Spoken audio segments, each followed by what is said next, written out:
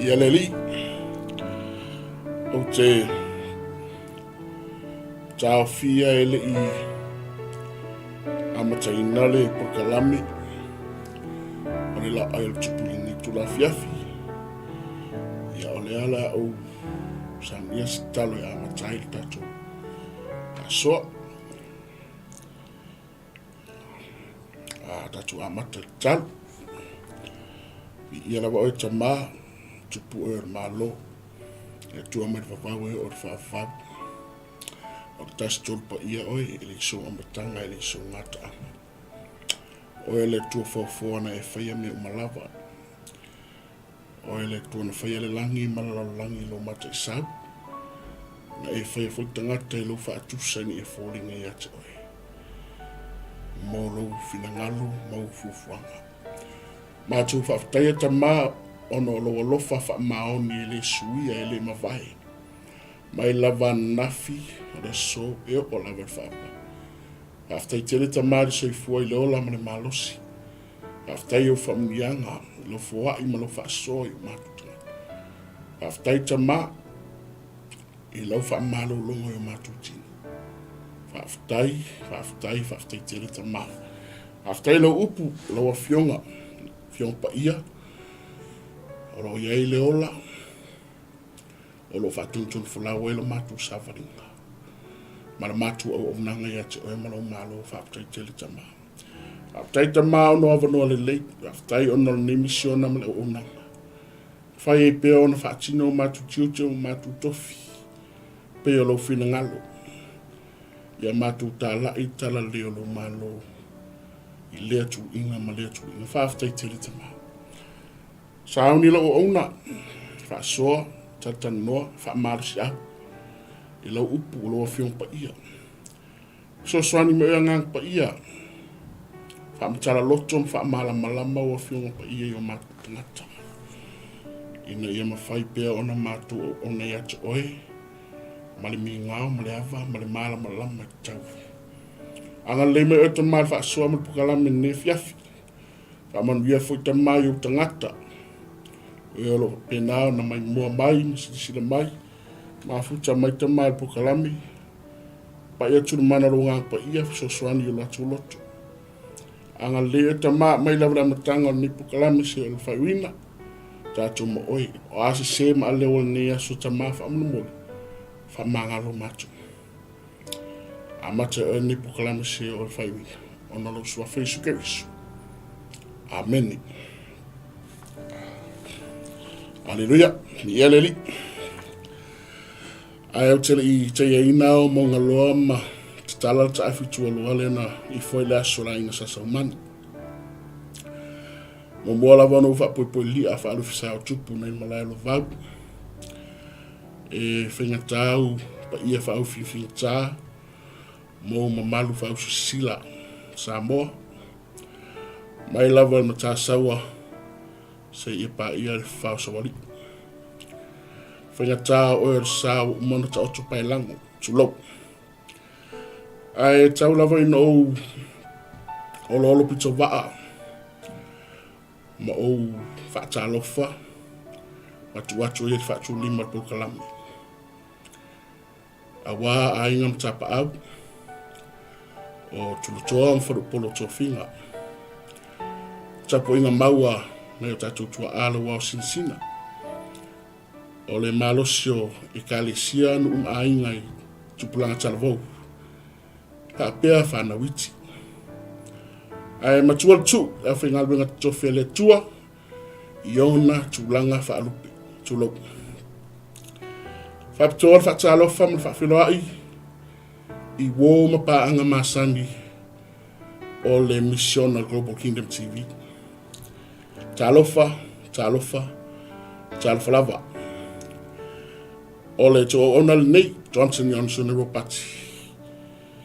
Ia wā fo ile, po kalame wha au wau, o le Laoai A Le Tupu. E peon masan iai, ia fiafi o asolulu, o vai asu te tasi. Ia le ta tonu alo o manuia tusa I tātou, I le lofa, ma le anga lei, o le tātou tapa au sili o langi. O le tatu tu sfai tau e mo me le lua no fai ngā tupu. Alo na mta upe fitu. Mai le fai upu mwambua. Ile fai upe luas man lua fai unga lava mta upu. O le mta upe fitu. E ma fai no fa ape atu o le fa ufalenga le o le malu malu. Le ana fai e solmona. Wa mai a na fai ana malu malu. Wa mai a ona momoli lapa lapa o malo e ala i le atola awa le atua. I to tongo le malu malu. I le mesi sinon pa ia. Wa mai a sauminga o le aso lea. Pe ona whaasoa e fo i le au au nei ana whaktoa. Wa mai ala sauminga e ala le tatalo ma le launga tupu solmona. Amta apu e fitu te whaino whape atu o le whalenga le o le manumatu.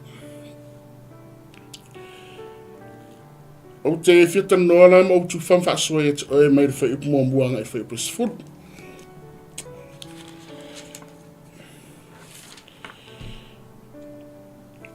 Whaiupu mōmbuanga e whaiupu sifuru. Ia lela upu whita wina. Ia ona tatuanga ele ale tatu whaasoa. Wa fai o Solomona lam tatalo ona pa ui foi lea o le afi mai le langi. Wa fa umuti ai le taulanga mu ma taulanga. Wa tumu foi le fale i le pupula o Yehova. Wa le mawhaia foi e le au fai taulanga ona uru fale i le fale o Yehova. Awa wa tumu le fale o Yehova i le pupula o Yehova. Wa i loa e whanaunga Israel uma o lo afi wa pa uifo. Ma le pupula o Yehova i lunga o le fali. Ona lātou whapa uwha o ai lea i le pai pai. Ma lātou ifo, ma vi atu ia Yehova, uwhape atu. A wae le lei oia. A wae whavavau lo nā lofa. Ona whaitaulanga le i lunga o Yehova o le tupu a toa ma le nu uma. Ua whaia e Solomona le tupu o le taulanga o povi e lua sifuru o afe ma afe e lua. Ma moe e se lau afe, ma afe e lua. Ua whauru whale ina ai le whale o le atua e le tupu, ma le nu uma. Ua tutu atu le au whaitaulanga i o lātou tofi. O sa le vi foi ua iai la au pese Yehova. Na whaia e tā rita le tupu e vi atua ia Yehova. A wae whaavavau lo nā lofa, o ia mea na vi atuai e tā rita. Wa ili pu le au whaitaulanga i o la tauluma. Ua tutu mai foi o Israel uma. Ua whapaya ina foi e Solomona i to tono le lotua i luma o le whale o Yehova. A wana o sia e ia o taulanga. Mu, ma ngā o taulanga whawhatai. A wā o le whata whaitaulanga apa mea na whai e Solomona. E le i ofi ai taulanga mu, ma taulanga i mea e ai, ma ngā o. Ona poia na whai ai e Solomona a toma Israel uma whatasi maia o le tausaminga e fitu ana aso. O le whaapotopotonga te lava. E ngata mai i le mea e ui atuai i a mato. E ngata mai i le alia o aikupito. O le aso valu wala tau whai ai i le whaapotopotonga. Awa, o le whaasaina o le whatawhaitaulang. Na whaia i aso e fitu. E fitu fo i aso o le tausaminga. O le lua fulu ma le tolu aso o le fitu. O maasina, na tuina atuai e ia o le nu. E o la tau lawa fali. Ua oli ma loto fia fia. Ona o mea le lei na whaia e Yehova ia tāwita. Ma Solomona malona nu. O isa ra edi. Ia leli. Tau fitu e mwhaino whape atu. O le whaulwhalenga, o le manumatu. E lua vaenga i la uwa ai mta upu lea. E lua vaenga o mta upu fitu. O le vaenga moambua le na uwhaita wina ma moambua ngai whaipe sifu. E mwhaina whaapea o le vaenga moambua o vi inga mataulanga Israel. Vi inga mataulanga Israel. Mai le am taino le mta upu. Na whaai uro te talo o le tupu Solomona. Ai whaafua se ilo. Ona pa ui fo mai le langi. O le afi. Ma he a te talo le tupu Solomona. Ai pa ui fo roa le afi mai le langi. O i tatu te wawa ai ai. O lea wa sila mai le tua. I le sauninga leo le whauwharinga. O lo tāpena ina mawhai e Solomona ma Israel. Ua talia e le tua.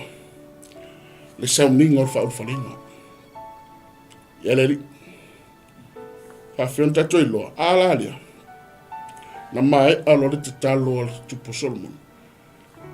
Ai pa ui foloa le afi mai le langi. Mo wha o matia ai taulanga mū. Taulanga whaafitai. Ua talia le leia e Yehova. Le taulanga a Solomon. Ma Israel. Ele i whaatali ni nei vai aso, po ni nei aso, po ni nei masina, po ni nei tausanga. Le pa mai le afile mai lang. Aina mai aloa talo tupu Solomona, pa mai loa. Ai sea, i tatu te loa ele tapenanga Solomona. Ma le ole le na ole e Solomona i le tua. E le i whaatumutumu lima pe na whaatamala tupu Solomona. Na ia wala au matu talo i le tua ma le loto ato. Ai tali mai le tua ina wafa pa mai le afi mai le lang. Ma whaamu wina ai taulanga mu. Taulanga whaafitai. Talia le lei e Yehova. O le taulanga Solomona ma Israel. Au ngā fui mo tātou. A tātou wala au i le tua. Tātou wole i le tua ma loto ato. Tātou wole i le tua ma le maso salo. Tātou wala au i le tua ma loto fina. O nā le manino i. Na tali me le tua i le mahe ai o talo sono. A ina wa fio mai le. Pa mai le afi mai le langi. Whamui nai taulanga ia. O le ata o le sila mai o le atua le taulanga e 𝚟𝚑𝚍𝚎 o Solomon. Ai whai mai le whai upu e. Le whai upu lava le mumbua. Ua tumu le manmat i le pupula o Yehova. Ua mbua pa mai le afi mai le langi.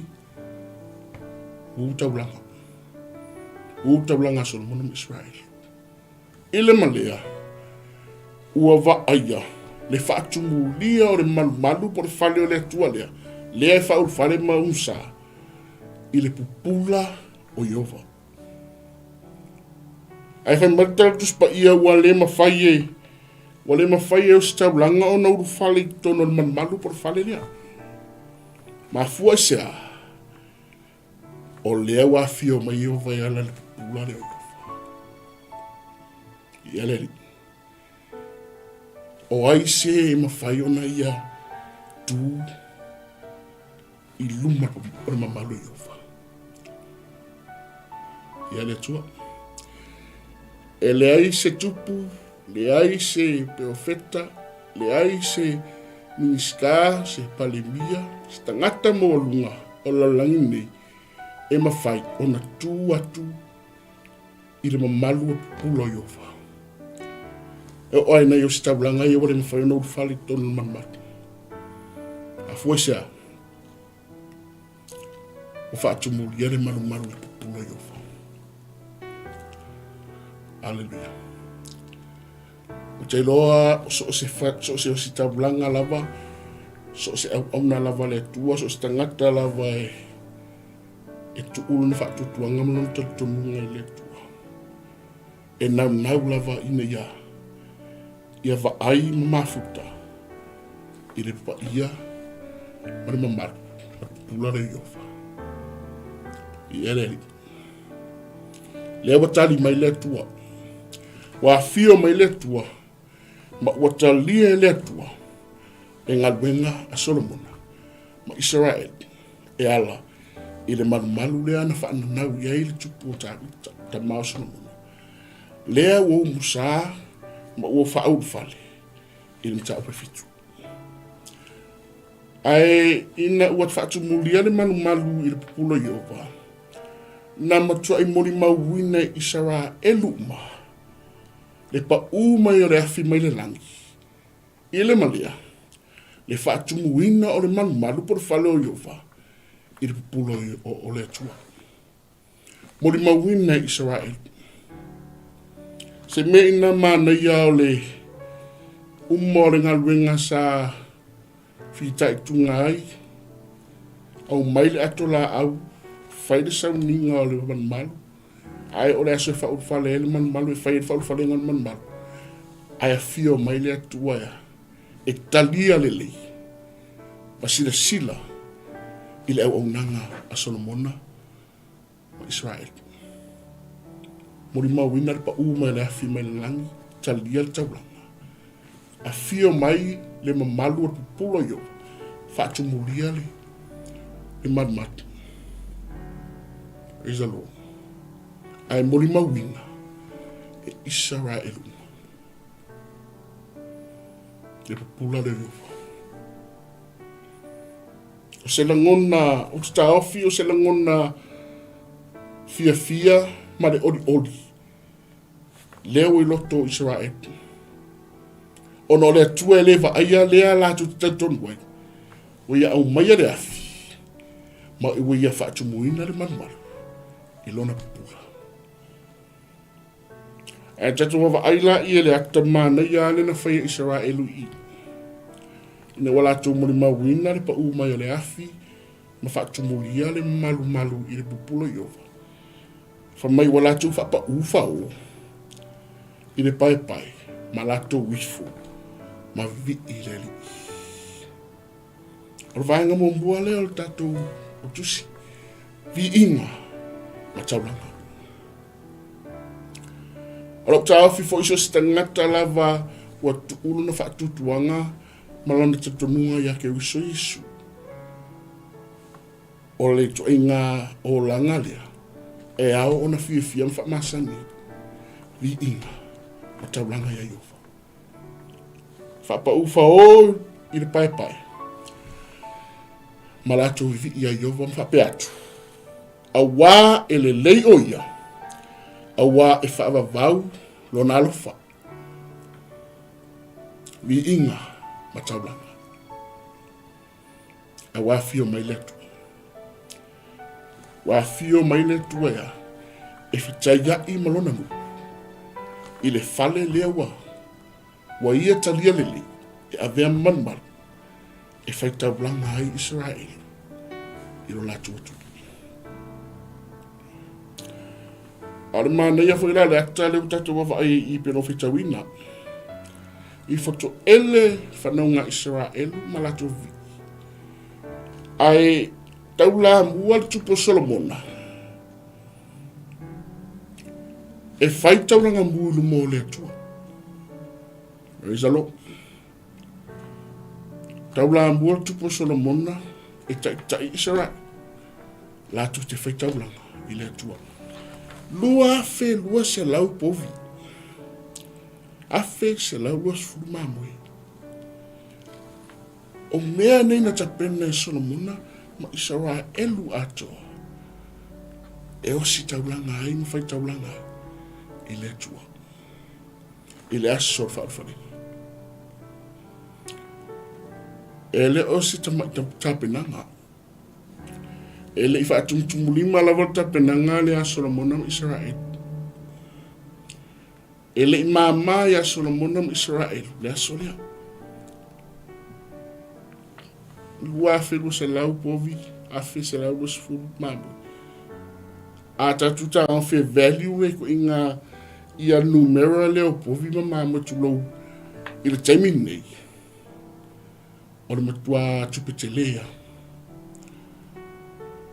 Ai na whaia I Solomona ma Israel. I le atua. Whai taulanga I le atua. e le whatanga whaia la le asore. Le asore whaalwhalenga e le whatanga whaia. O le vi inga mataulanga e le i whatanga whaia. Ai taula mua tupo Solomona. Le tupu le whatua a mene atualu te talo. Ai tali mai le tua. Ia le o le mana ia i o le wala au le tua se mana o ngā matatu toi mulu mawina tali o talo ngā matalu sanga. E se le whaatupu o lima wha au sofi fia lotu. Ewa aila ia e le au nanga le aso mona. E le o se tama i aso le aso whawhare. Maa sani whaktato e swapene pia usame o malu ia. E matua i ta pena ni kalesia nuu. E le o se tama i ta penanga. A hoi la le whaktato wawa ai i aso Solomon Israel. Ai tau la ambua. E tupu Solomon.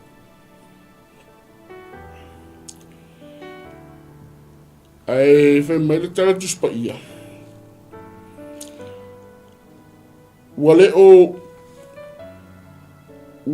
le o fia le fata fai taulanga apa mea.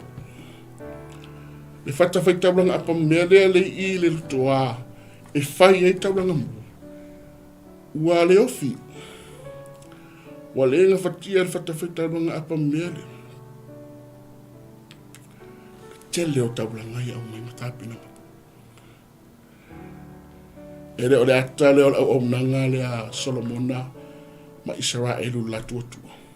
E ala ia vi inga. E ala i whaingata blanga. Pare o fiale whatawhaitau langa. Ia me tele o nei manua mai e o seta blanga. Whaitau langa i le tua. Le si vaenga le i le no whaitau wina. Wa ngalu lue o si taulanga o salevi o Israelu uma. Wa lato ngalu lue ume le asolea. A walava le vi ingo le tua.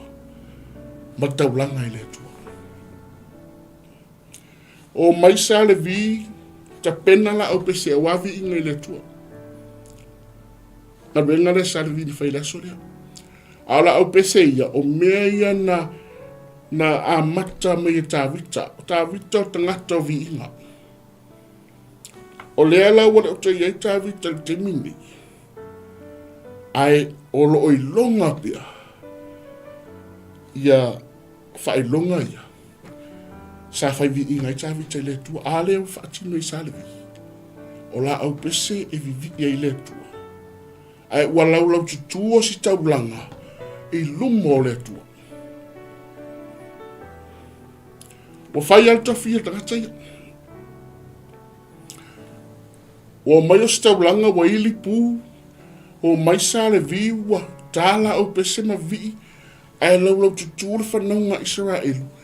I luma o le mamalu. Marapa ia. Pula leo yo vare whaatumuri ere man mat. Taulanga. Ma vi inga. Ere whai. Lau tutui le more tuasis. Ai fe mai na whapa ieina i fo i Solomona. Le loto a le ole. Anga e tu mamat. O le aso le raso whawharina. Solomon and Israel have dedicated the temple to the Lord. Yaleli. A o lewa tali mai le tua. Wa mato talia le le tua. Vi inga mataulanga. Mane au nanga lea. Solomon ma Israel. E ala lea. E ala e fale lea. Ora manba.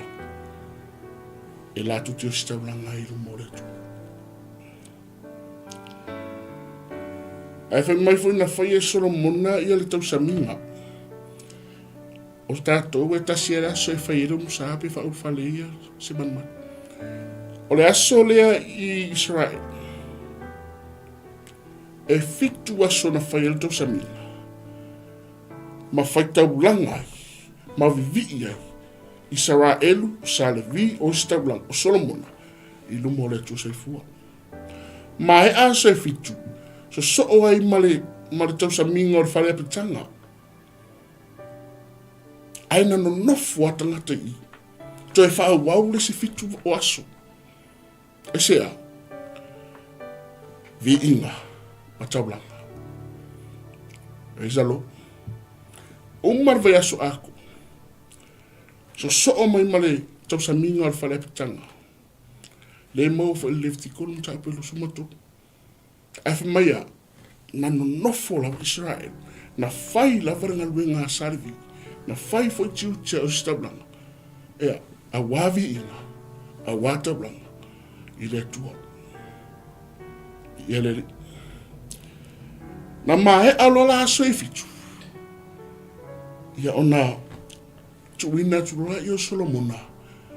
O le tangata ia Israel e alu I lona ia whare I.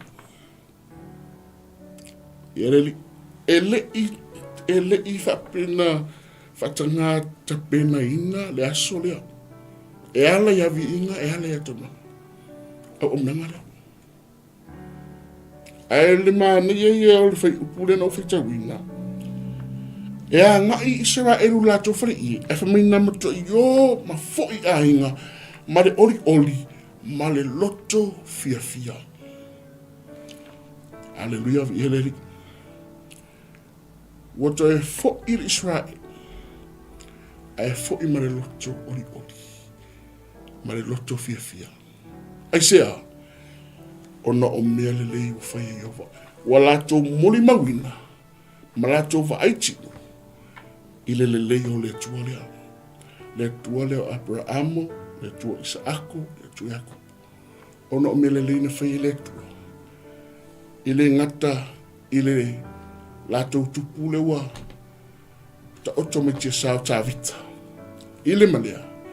O le tupu o lo tula I manifoe o Solomon. Ai mese, le malo Israel. Fo'i ma le oli. Ma le loto fia. Le tio foi ni tangata a no nofo. Malato oli I le malu o pulo Iova. Au na ma le oli, au na ma le fia. Le fio I aina, ai sea. Taulanga, ma vi.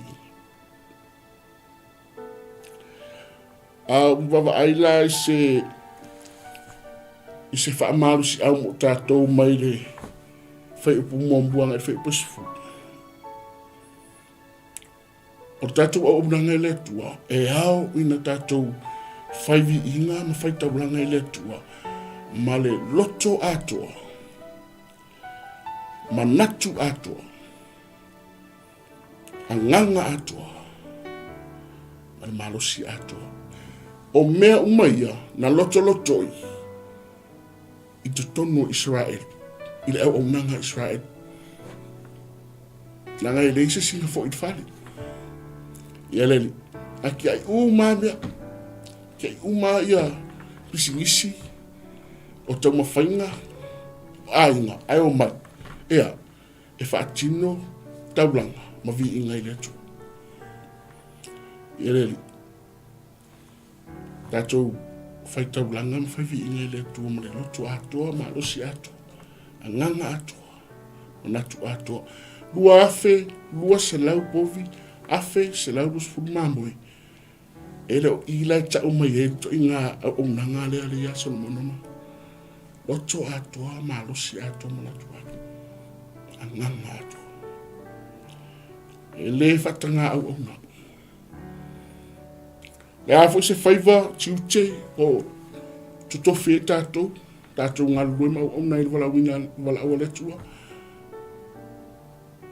Awar whatanga au.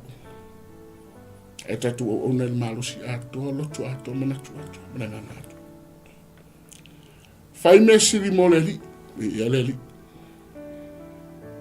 Nā matua I whai lava e Solomona ma Israel, me siri mo le li. Ale ntari mele li ale afi, ale tupula. ma le vaenga mun pulire na mo mai tātou au nei le tua ma le ori ori ma le loto atoa ia le li la ngai fi sila le tua le loto o tangata e alwatu i lumo le tua ma le loto atoa ma fa maoni ma le se maso sa maro silato ave me asi the best. Praise the Lord. You offer God the best that you have. Langai ole fua ile no fua email tu e tatu. Ole alo to tas. Ole pesta, ole sidi dia. Ole na alo to tas. E au fole tatu una. Awa tatu fatu mu lima tatu ona. A tatu ona le tua male lotu atu. The best that we have. We must praise him and worship him and offer him the best that we have. My fear, tatu loto, tatu manatu, tatu marusi. Yaleri. E sila matalia le tua le taulanga o tangata e whai mare loto. Whai mare ori, whai mare fifi. E le tomu, e le masosa. Ai mauti noa. E whai mare mauti noa. Ora vaengalo na lua. E maua mai le whai upa suma tasi anga le whai upa lo suma lua.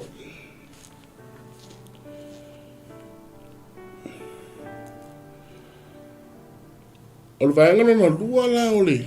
O tusida. Vaenga mo mua, vi inga, taulanga. Vaenga lo na lua. O faali mai le tua e son muna. Praise God. Umana vaai tino ma mori mawina Israel. Umalawa. Le mamalu le pupulo yo. Ma le afi lean au mai lunga. O le ato le talia le tua. O le au nanga lea. A Solomona o Israel. Ai o le po. Faali mai le tua. E le faali le tua ya Israel umaya.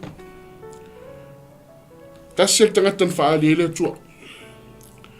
O le tupu o Solomona. O le olo tu le foi. O le olo tau la mua ila. Ina o le malo le tu. Malo Israel. E faali mai le tua le po. A mene talu am tangan ta upu. E tali mai le tua e le afi. E le pula. Ai uma le whauwhalenga. Ai oripu. Ai whaali mai le tua ia Solomona i tōtasi. Praise the Lord. E whanau tāwhi. E whaali mai le tua e Solomona ona lea. Ona au nanga Solomona. Au na male loto atoa. Au na manatu atoa. Au na marosi atoa. Fai mai le fai upe.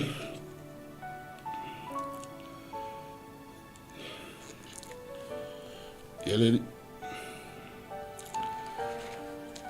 Lera ule fai taua. Ona tatu tengi.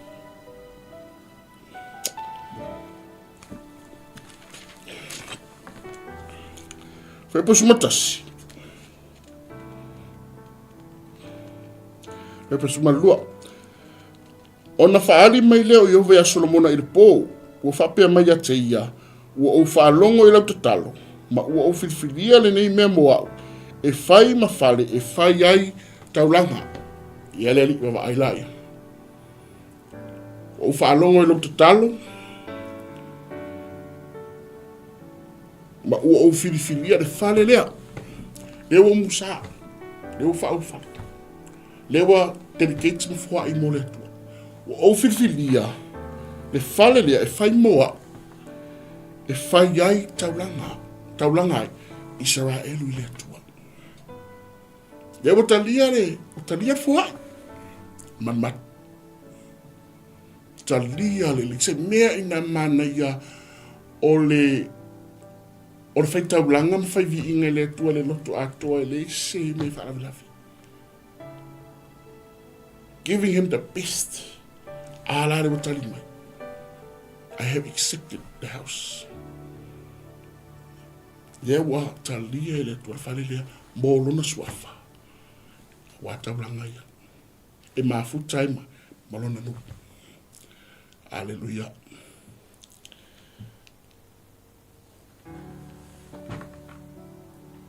Ai ole mana ia fitala inga le atua na avi ia Solomona. Te loe, ole atua le tatu te au nai. Ole atua whaafonga te talo. But sometimes, e whaatua ina tali mai le atua, a whaapero I heo tatou loto I tatou me whai. Hallelujah.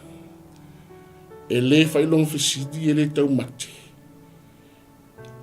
Na iai le loto ato Solomona I lana taulanga ma le au onanga. Aro whai meile tu o whaalong. O whaalong mo e le tatalo. Praise God. Ato no na fo I tesi de sila mai o nai te tutu I le langi. Olo e tutu I le langi I se mana onga. E a ile a mai ale le anganga le se a Solomona tatu te whaatai. O le anganga o le whai mesiri mo le tua. O le anganga o le ave ato o le loto man maro si man manatu ato. I le o nanga le tofi man wala au. E o tali mai le tua. O whaalonga lo talo sonu. Ma wau talia le whalele, wau talia le tofoa, wau talia le tutaula. Esea, e sama tonga loto. E le whatanga whaia. Se le son tau whaia mutatu. Ai na whaali le tua ma ave no ma lapata inga. O se fuangani le soronga leipea. E le soronga leipea. E aso wangi sa lulu mutani. E le aso wangi whafo I tenutani. Arewa whailoa mai wha manatu mai le tua Solomona. Se lapata inga. Mo Israel. Ngai arua so sa waso. E le whavau fo ia Solomona no whari. E teime matwa ina ia lon taime e sawisi. Ai o lewa mai ele atu se lapata inga mo Israel. Ma o le whai upula lea e. Whai upula e suma wha. O te lofo i o ngatung le mbua lea on ta upulea. O ki versa lea on ta upulea whai pusuma wha. Me whai pusuma tolu mo whai pusuma wha. A whai o te pupuni le langi ma wale uai. A whai foi o te whai atu I se a kawa e wha matia le whanua. A whai foi o te tuina atu le wha mai I longu. O na ele asi si atua en whai na whai a mea. E ne whai e atua ai pitoma. I sinu tua o ina whai me. Na o le atua Israel. Mai lola I whai pesuma wha. Solomona. A whai e wha maua lalolo nuu. E ua tā ua I lo ingoa. Na Israelua. E le awhia o mainatanga. Israelua. Ma lātou ta talo masa ili atea. Maliliu ese I o lātou wala leanga. O na o whaalongo I lea mai le langi. Ma wha ngalo I a lātou angsala. Ma whaola ina o lātou nu.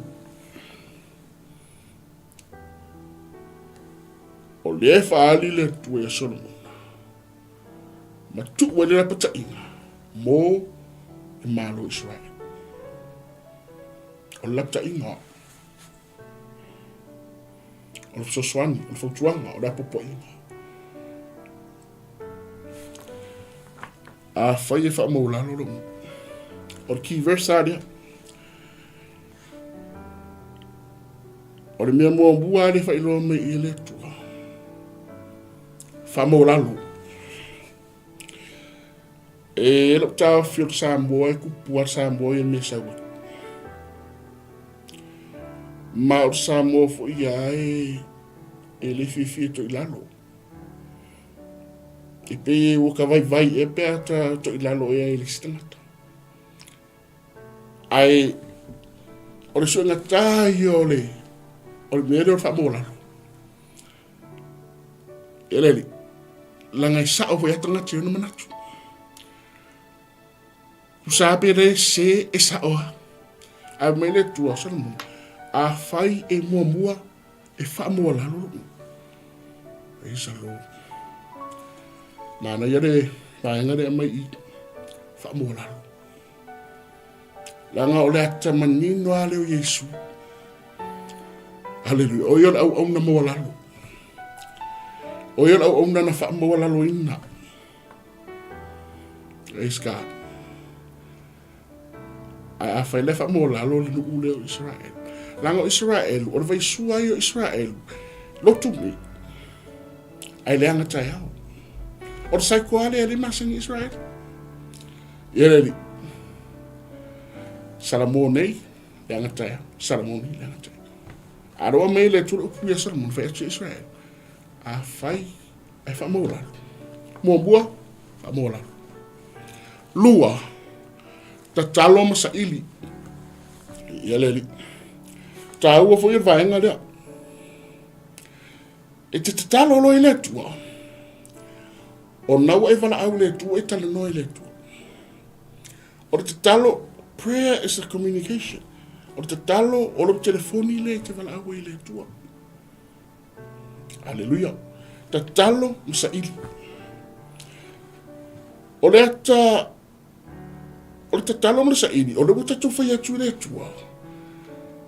Se o te mana o mia oe. E ui ai lo uloa. E ui ai so malosi. Ai o te le mawhaia se mea. A le whamele to ta talo masa ili. O lo tau fifo ia so se kerisiano, so se tasi tangata le malo le tua, o e ua tuulu la tau whatutuanga mo le la tau tatunga i le tua. E ka kaunga whaimere ma vai su, ta talo masa ili. Sa lo e mita tu le tua. Se o te mana o mia oe. I need you. I really need you. I need your help. I need your guidance. Hallelujah. I need you to lead me. Yaleli. Tatalo. Saiki. Hallelujah. Ma Yesu ia utou mo sa ili malo le tua malana ameto. Sa ili le fa pefia. Paolo na au. Hallelujah. Tatu sa ili lo tatu wa feafi. Paolo au yofa. Tatalo sa. Rangalonto. Di liu ese me yala le ana. Langa ua matua i masan ya le tua i amionga Israel. Pasan ile tu. Amele tua. Sa ili mena. Marco, walk away. DBC. Turn around. Repent. U-turn. Walk away. O mei e toru le fe mai le tu e son mona. A wha maoni Israel. E whai. Wha moa lalo. Ta talom sa ili le tu. I liu e se mai alia. Whai mai lola i o le talia le tu. Na o wha alongo roa le.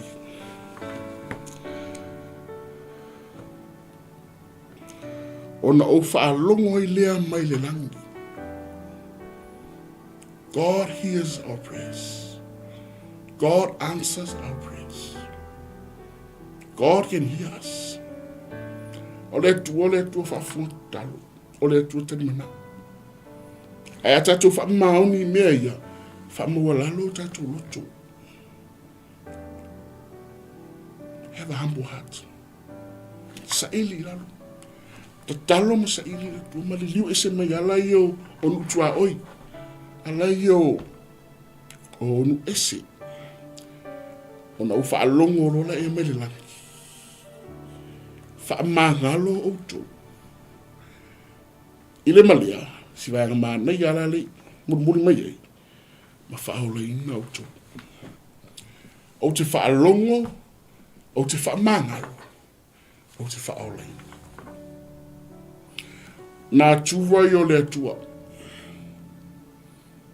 O na tuwa yo le tua. Te lo e o I tātu te wawaaie le atua leo Israelu le tātu te au o ngai. O ia o se atua alo wha. O ia o se atua whanoa. O ia o se atua e tumbu le alofa muti mani. Ai pawal mea on whai tātu. Whamolalo. Ta talo i le atua misa ili le atua. Malilipu. Ona whaalonfonga mai rola i o le atua. Whamangalo tātu se. Nei se whain whamangalo i nei tātu. Ua na o le atua jo tasi. Ma whaola i nei tātu. O nei o le ala o le upumoni male ola. Na o le atua. Whaola i nei tātu. O te tāwhi e le ia se seni e le se suli. Ele se empasa, ele ina van tangata malo le tua ele fia whaolaina. Praise the Lord. Ai, ore au wala i whaolaina, ore au wala i whamangalonga. Whamolalo. Ore ki a le imta upulea. Tato i loa whamolalo. O a mail tato o unanga. O amela o unanga, o amela o unanga, o amela tatu o unanga, o amela tatu va amela tu sefu. O vai ngai tu e te tauna mau ia te tatu, yaso umatang uma, se I lo fa molalo. Ala fai matai au te talo. Sa ili le tu. Maliliu ise mai. Know when to walk away. Know how to walk away. Na tuala leo le tuala e vai. O I o le tuala fa. A te whaola tatu. Hallelujah. O te sa vali lea le tuna avi a Solomona. Molo na nu. Ai, na iai fori whi awa le tuna avi mo Solomona.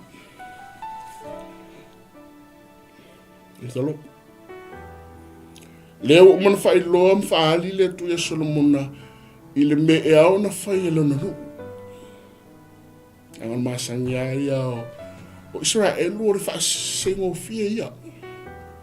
I whiwhi atati ia tū manga o nutua o imanu isi. Ia man tuonu isi lātou te le tapua imam o nei le tu o Israelu. E a lātou tupua. Hallelujah. Yara wapapua I mai le tua ia Solomona I whailo Israel. Ai te whai mai ma le tua ia Solomona. Solomona. A o oi. A whai e te savali ia uluma e pei ona savali lau ta mao tāwita. Ma e whaia ia tusa ma mea uma na o whai atua ia te oi. Ma e tausi au tū la whono ma au whaamasinonga. Ona o whaatu mawina lea o le na whaali I o lo malo. E pei ona mao sia le whengainga. Marauta mao tāwita. Whape atu. E le motu lau ngafa e pule ya Israel. Not only God gave a warning for Israel, but he also gave a warning for their king, Solomon. Savali I le sao ia uma. sa vali ma le sao i o luma Solomona. A whai te sa vali ma le sao i o luma. E pei ona sa vali lau ta maa. Ta vita rewa ta otomiti sa. Nanga ora sa vali ta vita. Ora tulafono. O te mafau fau ilon tulafono. I le ao a toa maripo. O ta vita fai mai awani. Awani tuwala mo. Awani tuwala mo. O te ara sa ili atu. Ta vita. E nau ta vita ili mal. Tulafono. Whamsino ngare. Le ala fe mele tua. A whaile ki sa vali o luma sa. E peila o ta vita. E atali o isi. Praise the Lord. A whaile ki sa vali o luma. Pio ta. Tau si tulafono. Ma u whamasino ngā. O le amio tonu. Tano le amio tonu. Tulafono e tano le upa. O alo le tu. Na o fai atula i te esalo. E whaatu mawina ni maru. E pei ona mao si whenga i nai maru. Maru ta mao tawita. O le a le atale au mai i le atua i aso. Don't turn away from me. Do not turn your back on me. Hallelujah. Put me first. O le atale le ave le tu aso. Ti e loro wha mua. Pe ona wha mua e lo ta mau tawita. A tu lafo. Maa wha msina. E sa vali wa pena. A e wha maoni lai te sa vali ma sa. Tau sia tu lafo. Ma wha msina. A whai atu la ia. E tau nuu. Folfolanga. Wha mianga. Nau si whenga i ngai tau. Praise the Lord. Ole au tu au ni mea uma. Ia tātou pipi ia ele i le wā. Au wani o tātou se mai male atua. Stay connected. Stay close to the source. Stay connected.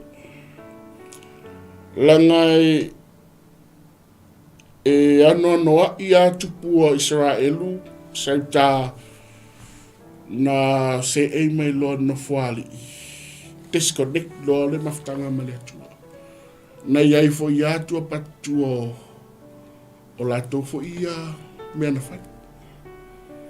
A o leo whai loa mai le tue sonu. Savari per savari suta maa. Now, is a man of worship and praise. Tano me Davitor maftanga maletu. Alfa malus avoide mutato no tatu tim. Stay connected to the source.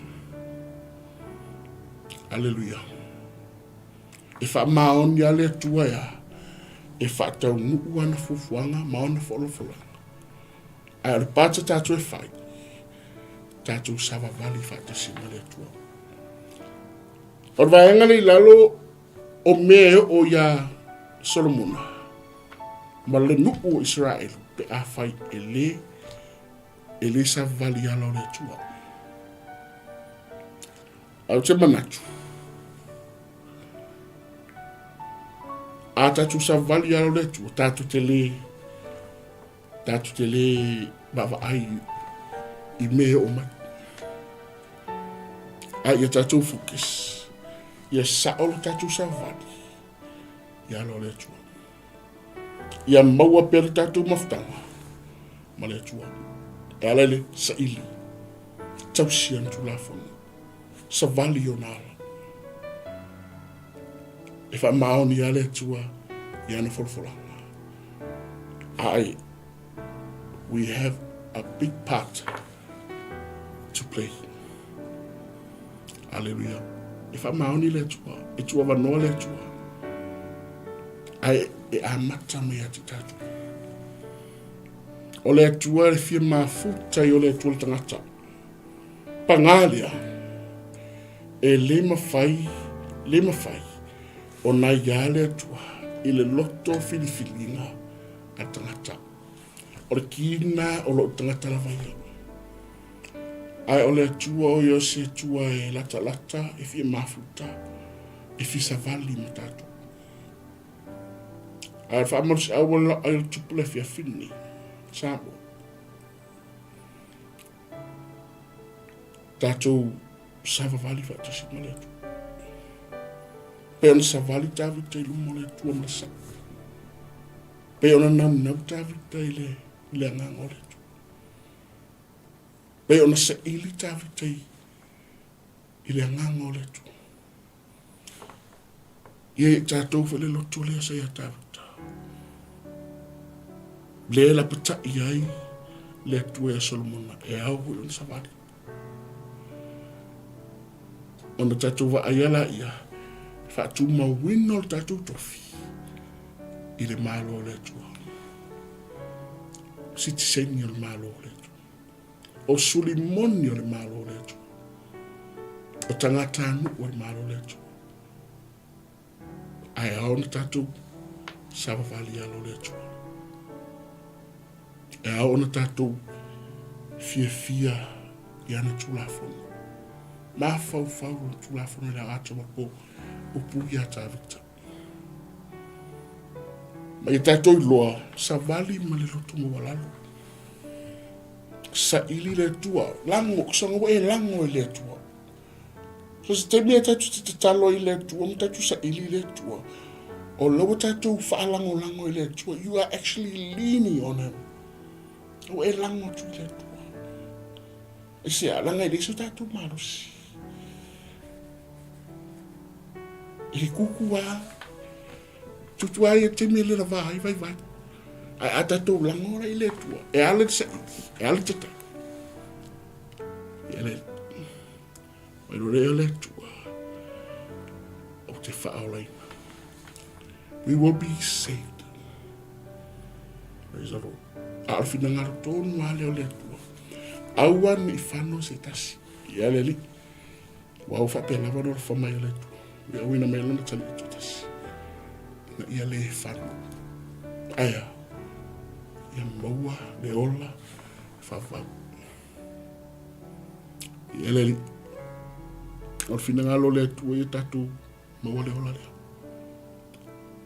Lango i tatu te mafuta i lana mama. I lona malo. I le au maripu. Ma tatu enjoy. Ma fia mori oli. I le pupula o lona mama. Sa mo le ni tula fiafi. O tatou bukala mina. Fa masi amna mo tatou. Vai nga mo mo fa soa. Tatou o na le tua mo le lotu ato mo le nganga ato mo natu ato malusi ato. O wa fatuna o. O vai. O na fifia. O na o oti. O na mo le lotu fifia. O na mo le lotu oti. Ma vai nga no lua. Tatou o me le tu mo le lotu mo walalo. Tatou sa ili le tua ma tatou tatalo le sa ili. Maftanga speaks about relationship with God. Ma ia tatou li liu isena. Praise the Lord. E ui aro tatou tatou i ele langi. Ele ni ola langi tatou. Praise God. Ai le tatou malama i tu manga i tauna na savali ai. E ua ta ua o whanau ale atua, o subi o malo le, o sitisini o malo le atua, savali alo le atua, o tulafono le upule, tulafono, o le afiompa ia le atua. Praise God. This book, Bible, ele fa man le tele mele tua au le tua mo le ori au le tua ma lo tu mola sa ili le tua e tatu li liu mai alo la langi Tatu mataala foi o mai foi ia fia. Ke mingi sao ia teka fili ia fia. Tatu ke sa. Ai tatu mataala. Tatu savali ma sa o mo le tu. Tatu lango ile tu. Tatu fa lango fa mo ile tu. Tatu pi ile tu. Pamuri tele mele tua, ni fia fisa mo. Le asa to toa masiang tunwe. Ape naona. Tu fai de pole tua ai ranganga ia. Ia mafai na fa marsia. Fa marsia tino ke viso. Onga maule ala. Le tupu foi le fa tua le taurolo. Amoni telele tu ni fiafi. Amoni ele tu e ufi ngalo. Amoni ele tu e o nanga tofi chuchi o faiva. Lo tatu ngalo e vala winga tatu ele tu. Tatu faive fifia faive old. Give the best. Ele tatu o nanga mesi mitu. Give the best you have. Nanga o le famianga le tua matausinga le tua. E le o whaatumtumulima mai le tua e titatu.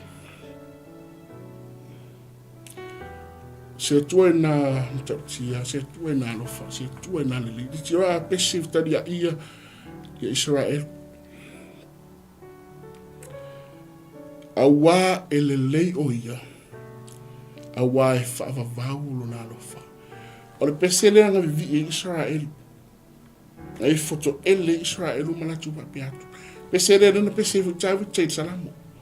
Le uko bi pese Israel. Awa e le o ia. E whaavavau na alofa. Praise God. E le ia me se whaavavau tātou. Ai fatu ata tu maua le meka o whawau o no hea tua. Praise God. Le o le whawau o mai le tua. Haftai tele lau ta mai le nia fiafi. Se lau le lei, ma eu la valu le lei malu alofa. I tangata. Haftai ona wa matu i loa. Ele ai asianga sala e te le. Ele ai asianga sala e loloto. Ele ai asianga sala e mama. I luma o lo fiu. Pe amatu fo ia tu ia te oe male loto sala mo. Male loto fa manga. Fa moala. Fa afetai ilo walo fai ate matu. Fa afetai ilo manatu te ngatanga sala. Whaafitai tele. I le tafolo whidanara. E maua so matu awa noa matu te mafutai maua. Whaafitai tele tele. Whaamanu ia tele lawa ta mai le nei pukalame. Nei au o nanga. I sonami. Wale alo alo upu. Nau nau ta inga i mawhai ona whaamaru sia i o matu. Roto mo matu. Awa oe malo malo. Me o nanga o matu. Amon ia ta maasi matuturu o Samoa e olo mai mai bompa ana. So soani le mana lo ngapa ia. Oi foi se olo ui whawhitau. Olo o whaale tonu ni manatu e lua. So soani le mana lo ngapa. Mai foi e matou le loto moa lalu. Le loto e nau nau. E sa ili mafutai ati oi. E whai mea siri ati oi. Anga lelei mai o te maa. Tino ke riso. Sul yore maa lo le tuis o se tafa. Wha amarusia pe mato. Wha amarusia I lima wa ngasi mo tuli wai vai vai. Ia mato maua le loto o lima le loto fifia. Loto matau. Au o nai pe mo we. Ta maa o mana mato fa isinga luenga pe atulia. Awani ati mato o ieti le vi inga le wha manu. Ale manu. Tu bau fa mianga o fa malolonga ya te matu. nei se o le whaavau. Amen. E te le lava le tua no whitangaru Samoa. Sei fua me Emanuia. Half-time. God bless. Hey sis, where are you going? Oh, I'm just heading out to find a place to send money to my uncle in Samoa. Oh, why waste time and petrol? You can use UP Group Money. You can send money to Samoa and it's really fast. Really? Yeah. Can I sign up online? Yeah, it's really simple. Sweet, I'll do it now. Okay, bye. Bye. Sending money to your loved ones in Samoa has never been easier with UP Group Money Transfer. Our service allows you to transfer money quickly and securely from the comfort of your home or anywhere in New Zealand. Your family and friends can conveniently pick up the money from over 40 villages across the Polo and 𝚟𝚒𝚍.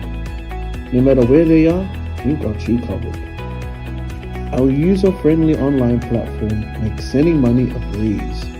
Just visit www.upgroupmoney.com. Sign up and start sending money in minutes. We're here to help. If you have any questions or need assistance with signing up or sending money, please don't hesitate to contact our friendly support team at 09558 2896 or 0800 877 328, or visit us in the office at 6/22 Station Road, Ōtahuhu, Auckland 1062. Experience the ease and reliability of UP Group Money Transfer today. Your family and friends in Samoa are just a few clicks away from receiving your support. Visit www.upgroupmoney.com now to get started.